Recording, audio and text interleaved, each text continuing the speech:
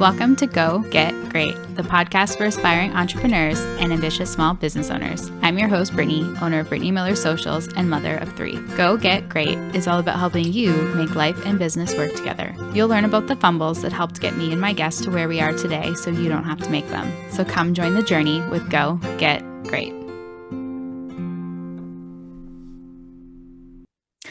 Good morning, everyone. So I am super excited to be joined by Amanda Evans. She is a family play-based healer, spirit baby medium, best-selling author, and master life coach meets Mary Poppins.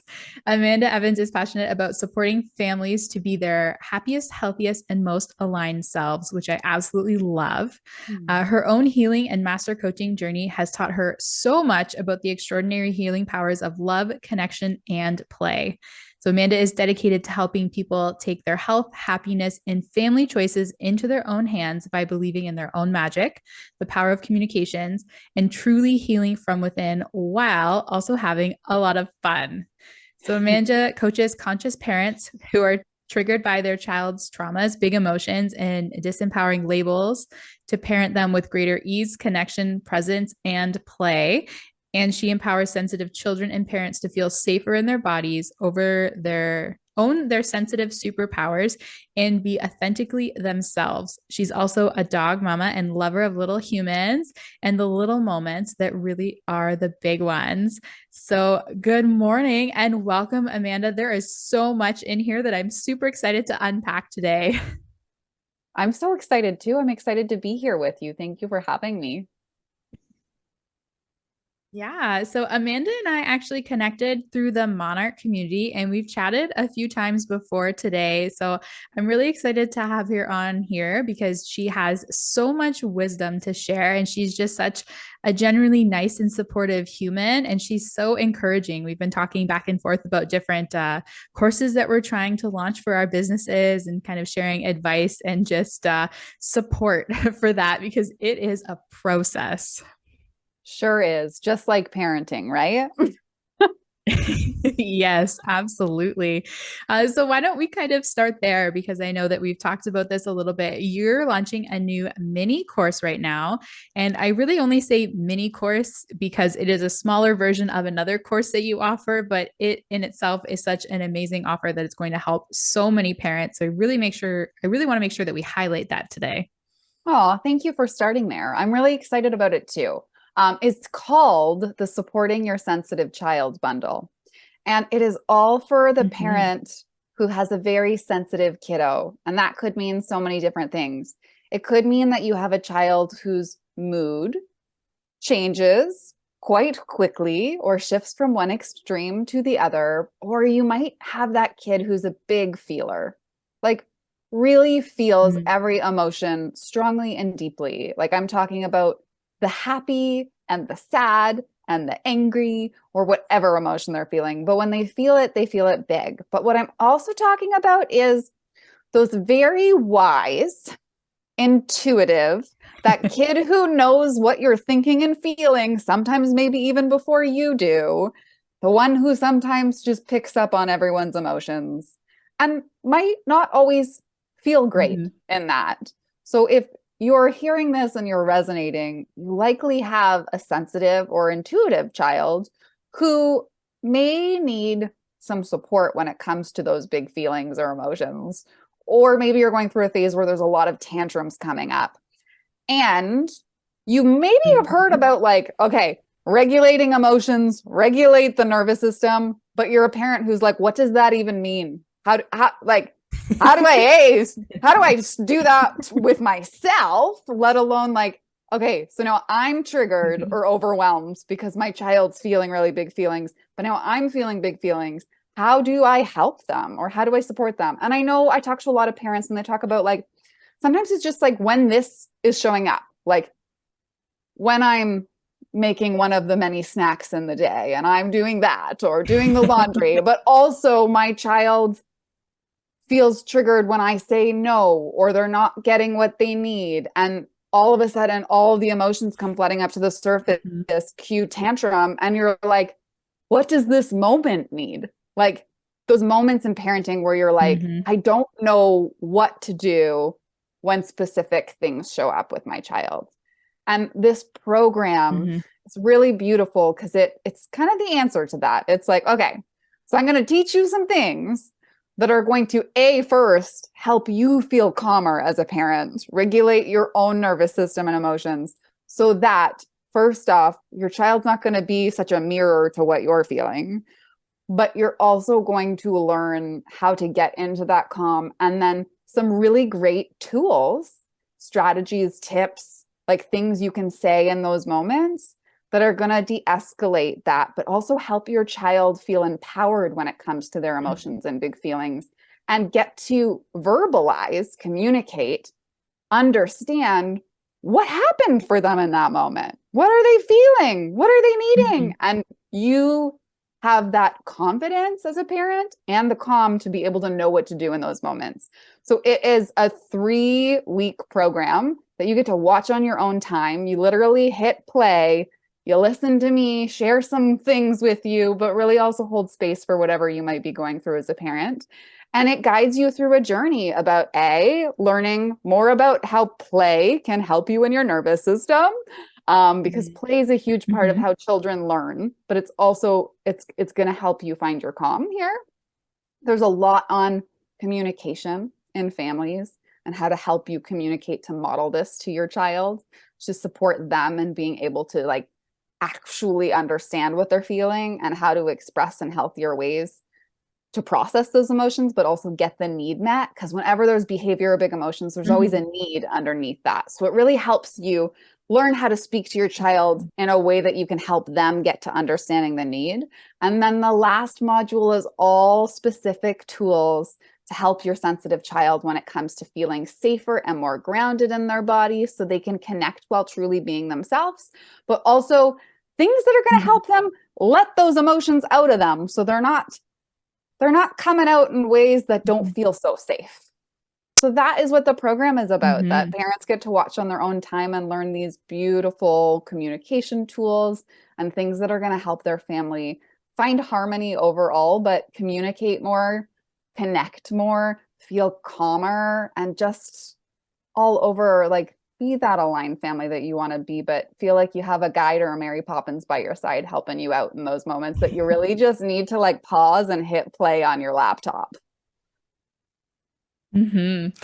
And you know what? I wanted to start here because I obviously had some background on what your program was, but I don't think there is a parent out there that could not benefit from this program because I mean, I'm sure there's a bit of a spectrum too about, how sensitive each child is, because I'm sure all children are sensitive in some capacity and intuitive in some Totally. capacity. Yeah. Yeah, so there's so much value in that. Um, but I kind of want to like almost take a little bit of a step back because you've used a lot of words that I'm starting to understand because we've talked more, but like you outlined what a sensitive and what an intuitive child is, but we've also talked too about conscious parenting. So can you elaborate a little Yes. bit more on what that actually means? It's like such a buzzword right now, but I don't have a definition for it.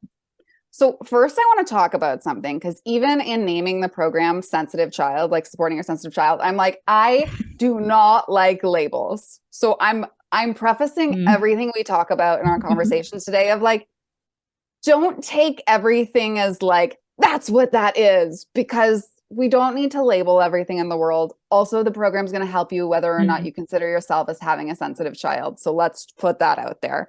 But I also Yes. think that like conscious parenting is that same thing that like I think a lot of people don't understand what it is. A lot of people are trying to do it, but a lot of people might have different definitions of what it is. But I'm happy to talk a little bit more about Mhm. that, because it's all things Yeah. I'm really passionate about supporting parents with. So, once upon a time, parenting was seen very differently than it is today. I think we could all agree with that. Mhm. Um, but there were a lot of different ways to parent. Now, still a lot of different ways to parent. But conscious parenting is really the Mhm. idea that it's about the parent and the whole child. So instead of when a behavior or Mhm. an emotion or something pops up, it's like, it's about the child, or I need to do this to help my child, or like we need to use punishment, or we need to do this, or like just focusing on the child. We look at the bigger Mm-hmm. picture. So in conscious parenting, it's like become aware also of your responses as a parent, of your own stuff and baggage as a parent, of maybe Mm-hmm. your own mood or nervous system as a parent, while looking at that, looking at what's also going on for your child, but also wanting to find out more Mm-hmm. about why. Why is that showing up for your child? Mm-hmm. So there's a couple components that come with conscious parenting. It's more of a put on your airplane mask first as a parent and be able to learn how to reparent yourself, soothe yourself, give yourself what you need so you can give your child what they need, while also knowing that those are two different things. What you need might be totally Mm-hmm. different from what your child needs. And there's a lot of self-reflection in conscious parenting. There's a lot of reflecting on like, okay, what am I noticing is showing up for me in these moments? How can I learn and grow through that? Like consciousness is like that idea. If you Mm-hmm. look up define conscious, it's like awake. So how can I become more awake and aware to Yeah. what shows up within me so I can learn and grow while my child's also learning and growing? And there's also Mm. a lot around communication, holding space for feelings and emotions. And it's more about acceptance and connection. But I want to Okay. talk about one aspect because this, I think, comes up in a lot of families that I support who would consider themselves as like loving conscious parenting. And this might be a new concept Mm-hmm. to some people. It's the idea of reparenting your inner child or your own wounds from childhood. Oh. So I think of conscious parenting as so a lot of people become parents. And as we all know, there is no roadmap to parenting. And there's really no Oh such thing as man, a I wish. good parent either. But there's this thing called Mm-hmm. paradigms that we have. And paradigms are the Mm-hmm. rules that we have for a thing. We might have rules that we carry for how family goes. We might have rules that we carry for how business goes. We carry paradigms Mm-hmm. around everything, but it's our rules of how something goes in a certain area of our life. So Mm-hmm. we all grow up with these rules in our mind of how certain things go.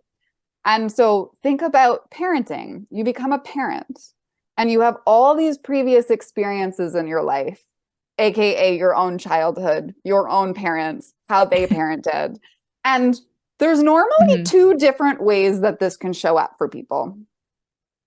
Challenges Mm-hmm. start to show up in their journey as parents. Maybe it's when their child's 2 or 3 and those tantrums start, and they start to look at the way things are going in their own home.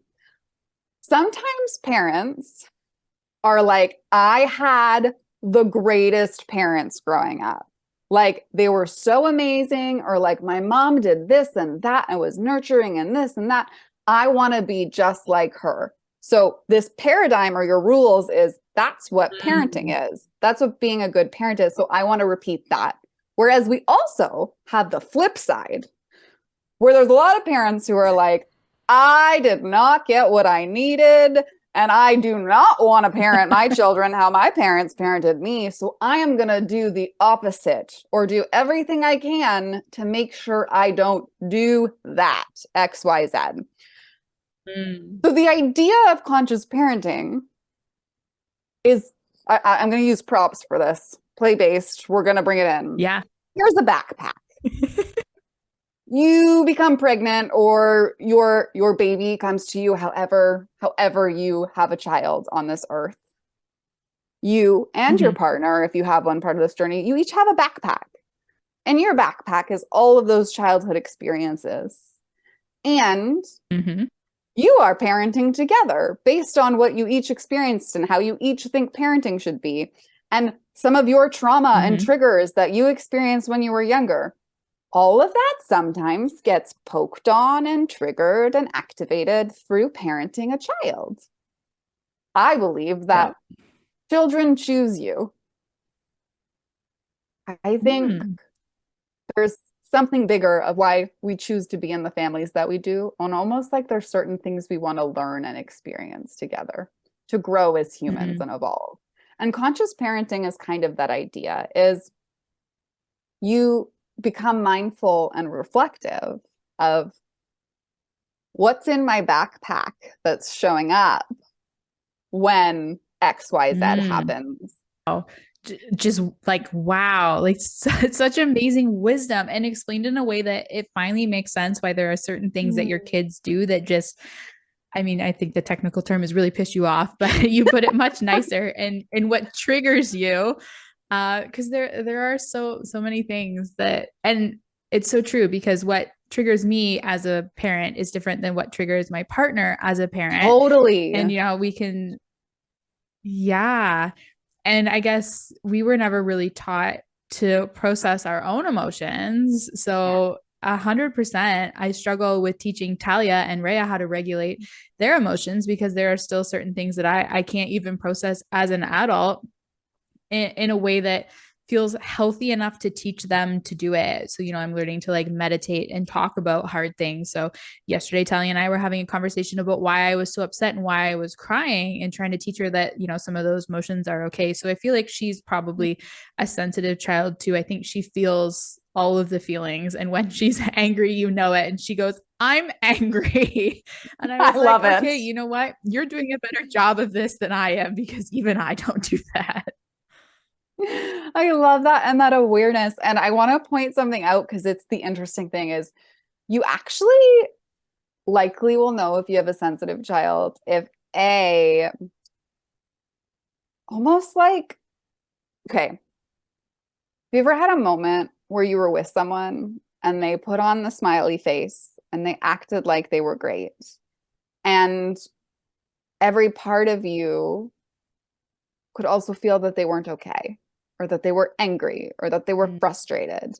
And I think sometimes parents are afraid to admit to their children when they're feeling that way. However, if you have a really in tune, empathic, or sensitive child, your child actually wants you to tell them the truth because it's distrusting the feelings they feel in their body if you lie.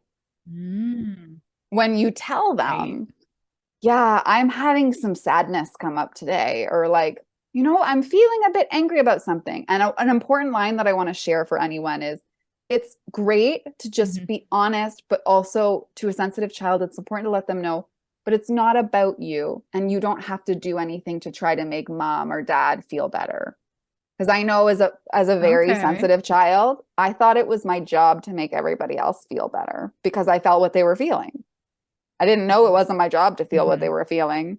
And it also was very confusing when someone would say that they're okay when they were really not feeling it. And I was extra perceptive that sometimes they didn't Mhm. actually know that they were feeling a certain way, but I knew they were feeling that way. And that's a lot Oh, for a little body who's very in tune and in yeah. so the more, if you have a child like this, the more you can become in tune with yourself and your body and your emotions and learn how to respect what your emotions are sharing with you and just be with them with Mhm. compassion and just communicate, the better it is for your child because they already likely know what you're Mm. feeling. And Mhm. they also want to learn how to feel safe and not take things on, but also how to learn how to be with emotions in a healthy way. So the beautiful thing is, I love that in that example, like you were just honest and shared. And your child's probably like, yeah, that makes Mhm. sense. Yeah, I feel angry too sometimes.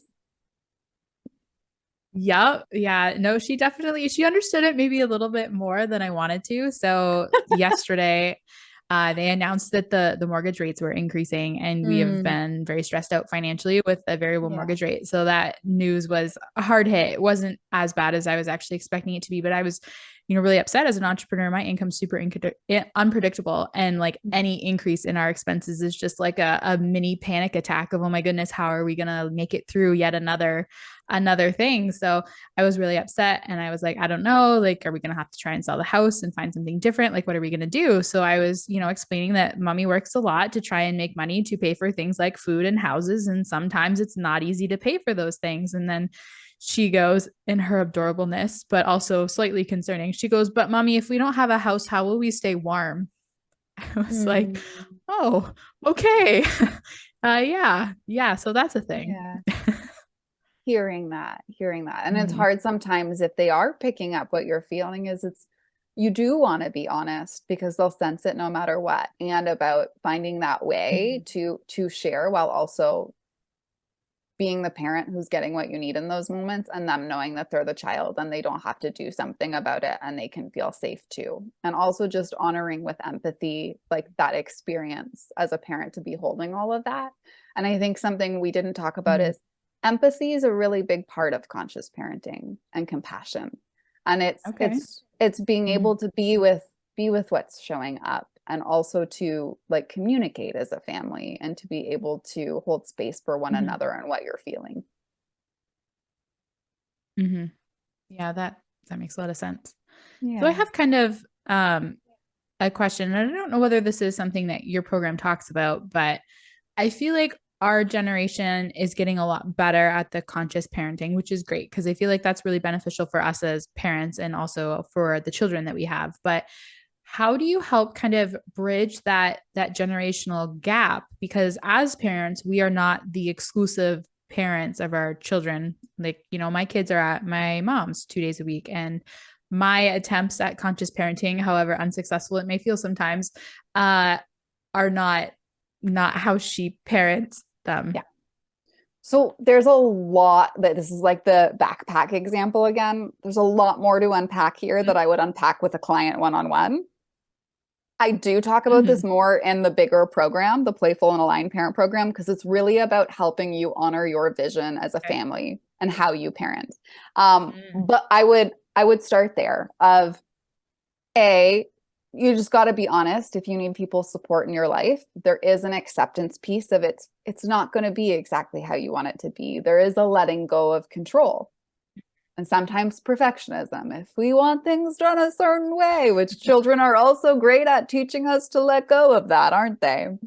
But Yes. it's also important to first get really clear within yourself. And if you're in a partnership, within your partnership of how you want to parent, of what values are important for you, how you approach certain situations, and how Mm-hmm. important it is to have the people on your team do it the way you do it for consistency for your children. And so I know that Mm-hmm. this is easier for some families than others. And like I talked about before, if you have a lot of stuff with your parents or your in-laws that is unresolved, that will all Mm-hmm. come up through Yep. having their support with your children. So a great thing to do is to look at that, whether you're looking at that with a coach or a therapist, or whether you're journaling on that. But sometimes it Mm-hmm. helps to just become aware and get honest of like, okay, how do I feel in my relationship with my mother or my Mm-hmm. father-in-law or like whoever it is that's taking care of your children? Like, what fears do I have Mm-hmm. there? Or where do I find it difficult to speak up for my needs or my parenting style with my children? So I would Okay. recommend starting there because if you can heal Mm-hmm. and address and it's funny that my voice is doing something funny. Sometimes my like body will just like mirror what's happening for people. And I wonder if there's a bit of a collective fear of speaking up. So Yeah. if there is, find your expression and your voice with yourself first. So if you want to journal Mm-hmm. it, or if you want to literally pretend you're having a conversation with that person before you have it in real life, that's another coaching tool we use. It's called the Mm-hmm. empty chair process, where you literally sit and you act out both people. Um, but it's Oh. something that you can totally do to find your voice first. and to Mm-hmm. practice, okay, what do I need to say to this person if I'm scared so that I'm showing up as the parent that my child needs? The important thing to Mm-hmm. remember is if you get your own stuff out of the way, you're a lot more clear on what's best for your children. And if you Mm-hmm. can keep that Yes. at the heart of it, it's going to be really easy to communicate as a team to make sure your children are getting what they need. And Mm-hmm. boundaries is a part of this conversation. Yeah. If it's not ideal for them, sometimes you have to say no, which I know is another conversation because sometimes for families it's hard. It's hard to find childcare, or the right person Mm-hmm. hasn't showed up yet who's a better alternative. So I would say boundaries, figuring out what your boundaries are is important, and communicating them. And I want to speak Mm-hmm. to how to communicate boundaries compassionately because I think a lot of us struggle with that. When we Yeah. have something that we're unhappy about, sometimes we say it in a way that is not going to get the result that we're hoping for it. Um, and as humans, we're all pretty sensitive and we respond to energy alongside the words that someone shares. So getting super Mm-hmm. clear and owning your frustration or your anger or like loving on that little child inside that never got what she needed, I would recommend to start there. Mm-hmm. Then practice. But before you have conversations, get clear within yourself of what boundaries are important for your child to be supported in the way they need. So, in particular, I'll give an example. Mm-hmm. Like, if there's certain conversations, for example, maybe it's like body shaming is a thing that shows up in one family, and you're like, in Okay. our family, Yeah. we don't do that. Or maybe it's a lot of Mm-hmm. criticism. In our family, it's really important that we speak to each other with kindness and that we acknowledge each other in really loving ways. Or maybe Mm-hmm. it's like a certain, maybe you don't agree with the way that your parent wants to like punish your child if they've done something wrong. So maybe it's like in our family, we take the time to calm down first. We take the time to understand what happened and why my child responded that way. And then we give them the Right. opportunity to make a better choice. And these are just Mm, okay. examples of like, first know your family and what's important for you and how you want to parent, because if you don't know that, you can't communicate it to Mm-hmm. someone else. But once you do know that, you can Yes. communicate it in a really gentle way. I've communicated in my home that as a sensitive person, a I've taught a lot of people that my emotions are not bad, that I feel big, and then when I'm going to cry, I'm going to Mm-hmm. cry, and that that's a beautiful thing. It's a really beautiful thing. But Mm-hmm. I've also taught people that I feel the energy of people's words. And one of the lines growing Mm-hmm. up in my house, and I'm going to share this, but I'm also going to preface it with I'm also very aware that one of my values as a human is I don't talk about people if it's not loving to talk about them. I am very a no gossip person, but I also only Mm-hmm. want to tell a story that serves a point, but not share someone's stuff that's not mine. Um, but Mm-hmm. I grew up in a home where a certain level of volume to say a thing felt very different to me than it felt to the person speaking. And they grew up in a Right. home where being loud and like sounding more aggressive was the norm. And to my Mm-hmm. beautifully delicate, sensitive, empathic system, that felt a lot like anger, rage, and yelling. And as a child, Yeah. I didn't know how to express that that didn't feel safe to me. As a grown Mm-hmm. adult who has a beautiful relationship with my family, I've expressed like really softly because it's also, we all have these like rejection wounds sometimes that can show up. So when someone's giving feedback, we need to know how to give it in a way that someone's going to be receptive to it, which is another part of this, which is why I said, look at your stuff first. It's just, it's actually communicating. And the same thing with children. It's like, I know that to you, it might sound like this, but to me, this is how that Mm-hmm. sounds. When you're sharing that, can you Mm. just try to share it a little bit differently or like use a slightly softer tone? because I know, like, I want to hear what you have to Okay. say, but I can't hear it when it comes to me like that, is it doesn't feel good to my Hmm. body. And that could be what happens for some Yeah. children too, is like you're scared in a moment and you're trying to help your child because it's an emergency safety response if they're going to get hurt if this happens. But the way you say it could actually jolt them into more fear or more Hmm. emotions. And knowing that is like, slow yourself down, try it again with a softer tone, and just speak that way. Mm. And why I'm bringing this up is like, I always give this tool in coaching of almost like, when you're having a hard conversation, put your hand on your heart first and just share what you need to say. Don't blame or project or point fingers. Like, I don't like how you do this, because we Hmm. might want to say that. But it could be like, I'm really grateful that you take care of blank, blank, blank, the names of your children during these days because I can't do it right now. And I also would love to share something that's really important to me and us as a family. In our family, we Hmm. dot, dot, dot. If this shows up in this Hmm. moment, could you support blank your child's name in this way? I know it. Hmm. And sometimes you might need Hmm. to say, I know it might be hard because that's not something you're used to doing. Or maybe they've had Hmm. many years of doing it a very different way. Sometimes we need to acknowledge the thing that might be part of the resistance. Um, but it Right. feels really important to me. Could you try that for me? And in my experience, when I've Hmm. shared genuinely from a place of compassion, but also explaining the why something's really important to me and why like I need to be respected and honored in my values while also respecting and honoring and loving the person, it's genuinely Hmm. met. Sometimes it's met with like a grumble on that first, but then it's like, I hear what you're saying. Now that I'm not triggered by what you Mm. said, I hear what you're saying and that sounds important and I love you. So I'd like to make that change. And then they do the thing. And Hmm. then you're like, wow, look how beautiful it is that our family communicates and like shows up in this way for each other.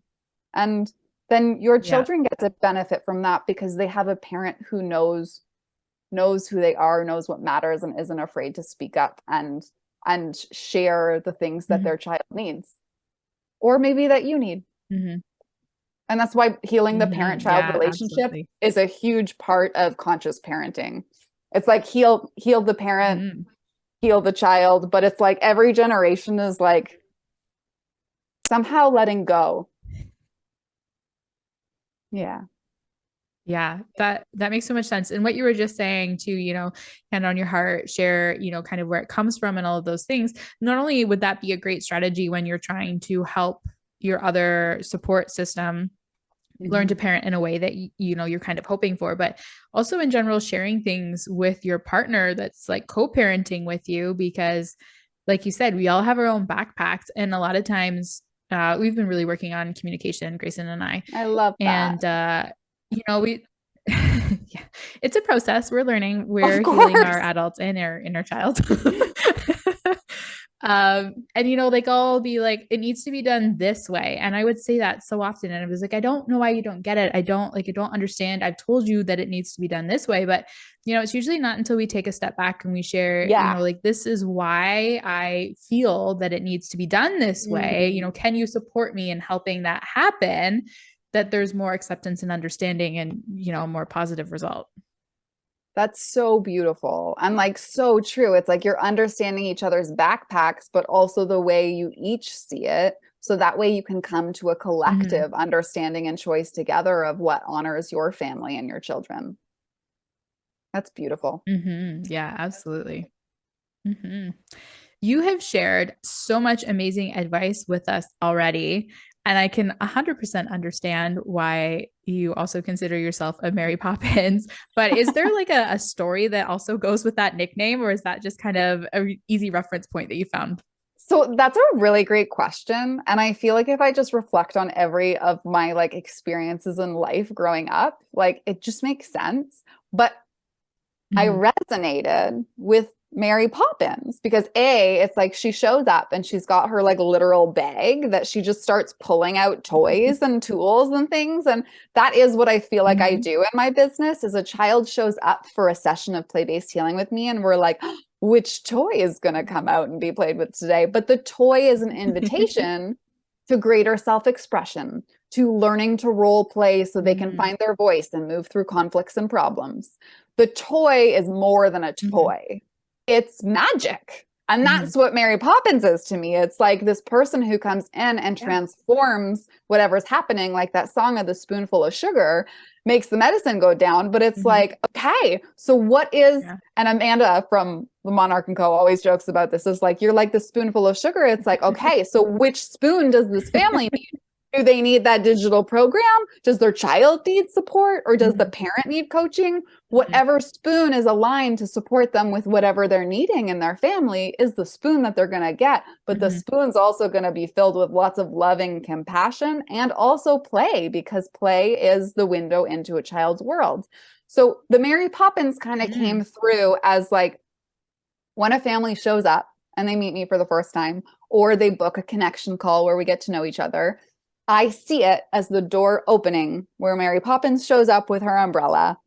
And when I get to know the family and I hear what's going on and the family dynamics and what's not working, what the challenges are and what their vision is and what support they're seeking, it's like how Mary Poppins Mhm. comes and she helps everybody, but we go, who am I here to support? And when the work is done, it's like Mhm. the door opens and Mary Poppins goes away and she goes to a new family. And Mhm. that's what it feels like I do in my business. So because I'm a coach Ah. and I'm a master life coach and I coach parents, Mhm. but I also do the play-based healing support for children. The only way to describe that was kind of a master life coach meets Mary Poppins, because Mary Poppins perfectly describes what I Yeah. do. Yeah. And I always loved Mary Poppins. Absolutely. So you can't go wrong with that. And also just like love musicals and The Sound of Music was my favorite. So clearly I have a Julie Andrews thing. Yeah. I can totally see it from connecting with you. And I mean, I know I asked this before, but this you're sitting in your office right now where lots of this play-based learning happens, which is really cool. So you can see all the kid stuff behind her if you're watching the video version of this. And while we're on the topic of play-based learning, you've mentioned it a few times today. Is there Mm. anything that as parents can do at home that can kind of help our children with that? I'm not familiar with what play-based learning really is or Yeah. does. So one thing I'd say, if you want to know more about this and some of the tools I use, definitely buy the Supporting Your Sensitive Child program because I literally teach you a lot of the things, games, tools that I do with children in their sessions. But I'm going to share it Mhm. in this way. So Hmm. we know that as grown-ups, if we're wanting a change, a shift, or struggling with something, say challenges with our partner, or not sure how to parent, or struggling with our own emotions or depression or anxiety or something, we go see Mhm. a coach or a therapist. Yep. There are therapists that exist for children, but the developmentally appropriate way for a child to get support is through play because play is Mm. how children learn and play is what's Mhm. developmentally appropriate for children at that age and stage. So the difference Okay. is that children, instead of like, so how have you been feeling lately? Like, what's the problem? It's like they Yeah. just get to play, but through play, they somehow end up telling you what they've been feeling, and you have a doorway into helping them express in a healthier way or helping them find a new way to move through the challenge. Or you just Mm. genuinely have a better attachment and connection to your child because you're spending more time together. So what I actually say, and I have a free meditation actually on my website that if you don't Okay. know how you like to play or you're not sure what your child loves to do, it takes you through that so you can connect with, okay, what does my child love to do to play? Because that's the best place to start. So what I would say Okay. is if you don't yet have someone in your corner, like if you want this support, you can always book a connection call with me and I can do the play-based healing support with your child. Or if you just want to start Mhm. playing more with your child, get curious. Who are your Okay. child's stuffies? What are their favorite toys? What are the things that they love? And use that. So it's a window into their world. Okay. It's how to connect with them. I would say get on their level and play with them more. But also, a phrase I use in my course, but in many videos, is let the toys do the talking. Mm. Because Mm-hmm. they might have a lot to say that your child might not say without the toys. Mm. But Mm-hmm. the real invitation is, can Okay. you slow down and play more and be more present with your child and yourself? Like, really, children are always inviting us to get more in touch with that playful self. But if you are having Mm-hmm. challenges with your child, rather than looking at them as a problem, slow down and connect with them and play the way that they love. And Mm-hmm. guarantee you, what seems like a problem that's this big is actually going to shrink and maybe be this big. And then Mm-hmm. you find a tool or some support to help you through that little bit. But normally, play closes the gap, and it's that bridge between parent child connection. It sounds like so straightforward. It's like, how do we as parents not think that that is the solution? Because it makes a lot of sense. I guess I mean, you were saying this, and what clicked for me is I watch a lot of crime shows like CSI, NCIS, and anytime there is, trauma that a child is involved in, they always bring in like the specialists in that area, and they have the Yes. kids, color or do a craft to get the kid Yes. to open up. And I was like, oh, It's this is exactly why. that. Okay. Yeah. Mhm. Love it. Okay. So we'll have to, make some more time for play. I guess I must have some sort of inner child healing that I need to do around that because I feel very uncomfortable with imaginative play, which Mm. my children love. And they're like, Mommy, come play with me. And I'm like, can we color? Like, Mommy can do coloring. So, you know what? I love that you just shared that and opened up because I know you're not alone. And I know that I've heard that from many parents of like, I don't like to play, or I don't like to play the way that they play. And it's really hard for me. So I love that you're Mm-hmm. like curious of like, okay, what is it about maybe my inner child that like really doesn't like to play that way? And that's a great Mm-hmm. invitation to find out, like, what is it about that? Or maybe as a child, were you always following how everyone else wanted you to play, that maybe you didn't get to choose how you wanted to play? So maybe there's a part of you acting up that's like, well, now I have to play the way my children want to play, and I never got to play the way I wanted to play. Because sometimes it can be like Mm-hmm. little things like that that we're not aware of, that it's like, oh, Mm-hmm. if I can like speak to and tend to and understand that like child who's just like, but what about me? And be with that, then we can be like, okay, great. Let's like imagine that or like honor your emotion and the experience you never got. And also be like, I'm this age now and I want to play the way my child wants to play. But I'm also going to make sure I'm choosing times in my life where I'm doing what I like to play as an adult. And even sometimes inner child Mm-hmm. healing is like literally doing the thing that you wanted to do as a kid that you never got to. Sometimes it is that. Like if Mm-hmm. you really loved karaoke or skipping, maybe you have a karaoke party or you skip once a day or once a week. Like it's okay Mm-hmm. to invite yourself to be a little more playful and a little less serious as an adult because it's going to actually Mm-hmm. benefit you and how you feel, but also your child and parent relationship. I like that. I like that a lot. Yeah.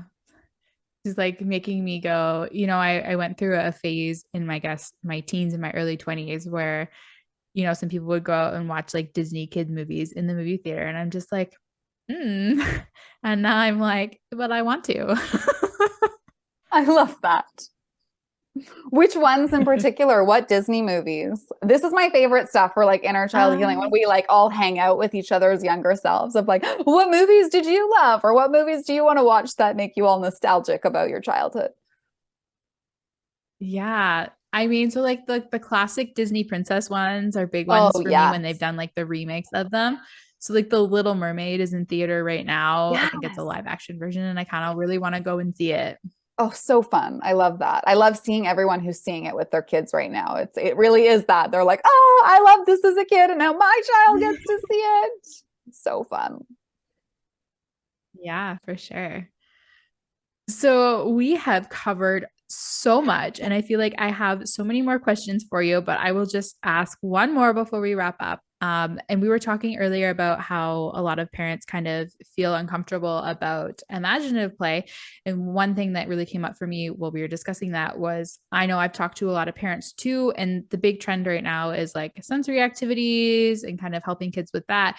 But as parents, we feel uncomfortable with that because of the mess it makes. So, how can we help, I guess, heal our inner selves in that sense so that we can kind of do more of those things for our kids? Because I know our kids love it. So your question was already so wise. Why is messiness so scary? What do you not like Mm-hmm. about mess? I would start there because Yeah. Okay. were you not allowed to be messy as a child, or does your adult self just really not like having to clean it up? If you find Mm-hmm. out the why, you can honor it, and then you can choose what feels the most important. Mm. Is it most important for you and your child and your family that she learns that she gets to play and have a mess and that you can clean it up together?